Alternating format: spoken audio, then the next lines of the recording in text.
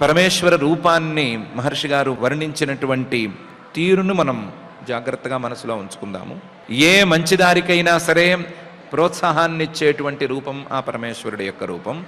వైరాగ్యానికి ప్రతీకగా ఉండేటువంటి రూపం ఆ పరమేశ్వర రూపం.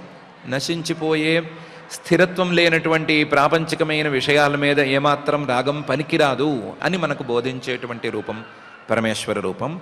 అడిగిన వారికి అడిగిన విషయాలను అందించటానికి నిరంతరం సంసిద్ధంగా ఉండే నియమాన్ని తీసుకున్నటువంటి జగద్గురు రూపం ఆ పరమేశ్వర రూపం. అలాంటి పరమేశ్వర రూపం ఈ సృష్టి స్థితి వినాశాలకు కారణమైనటువంటి రూపం. అదే రూపం శుద్ధమైనటువంటి పరమాత్మ యొక్క స్వరూపం అని మహర్షి గారి యొక్క వర్ణన తాత్పర్యాన్ని మనం గ్రహించుకుని అలాంటి పరమేశ్వర రూపం పరమాత్మ తత్వం మన మనసుల్లో కూడా స్థిరంగా నెలకొనాలి అని భక్తిగా ప్రార్థించుకుందాం.